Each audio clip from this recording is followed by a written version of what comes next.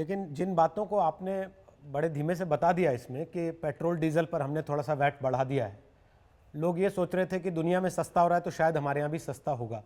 आपने धीमे से बता दिया कि देखिए हमने रोडवेज के किराए में भी 15 पैसे की बढ़ोतरी कर दी है। आपके राज्य में विपक्ष आपके ऊपर यह आरोप लगा रहा है कि आप जजिया लगा रहे हैं ऐसे समय में जब जनता को राहतें देनी चाहिए थी।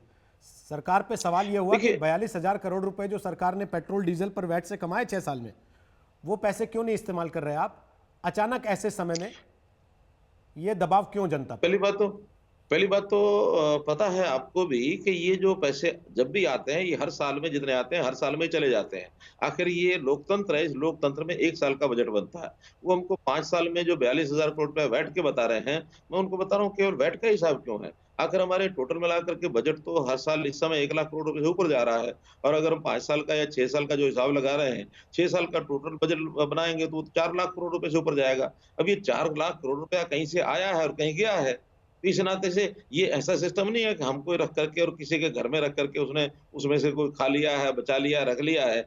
ये तो लगातार हर वर्ष जितना पैसा आता है उससे ज़्यादा खर्च होता है और हर वर्ष जो कर्ज़ है, वो लिया जाता है। हमने अभी भी कर्ज़ लेने के लिए जो सारी बात की है, तो ये बहुत सिल्ली टाइप के जिसको कहना चाहिए तर्क हैं कि हमने कितना लिया, किसने लिया और किसने दिया, ये उनको मालूम नहीं है क्या? सरकारें कांग्रेस ने नहीं चलाई है क्या? हम भी चला रहे हैं, तो वो तो बजट के हिसाब से सब बजट पास किए जाते हैं, लिए जाते हैं, खर्च किया जाता है। लेकिन आज आवश्यकता जिस बात की है, आज तो वो करना ही है। और फिर जहाँ तक हमने कोई बढ़ोतरी की है, वो 44,000 करोड़ रुपए को एक 150-200 करोड़ रुपए के साथ तुलना करके बोलेंगे, तो एक उपहास जैसी बात है।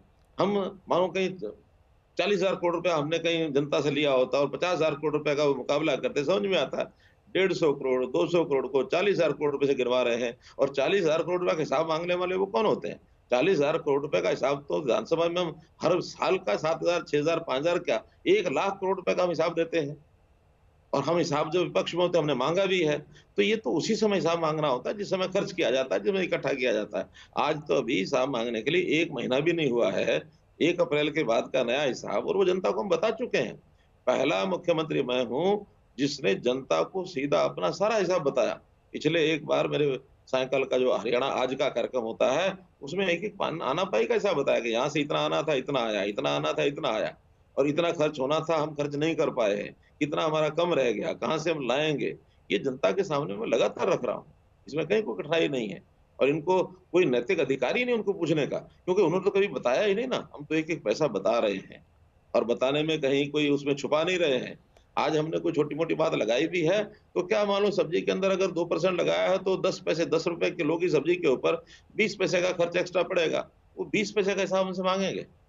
हम जो बस का किराया हमने बढ़ाया है 2004-5 से लेकर के और 2012 तक, उन लोगों ने जो बढ़ाया 45 पैसे से लेकर के और 75 पैसे उन्होंने किया, अर्थात 66% बढ़ाया।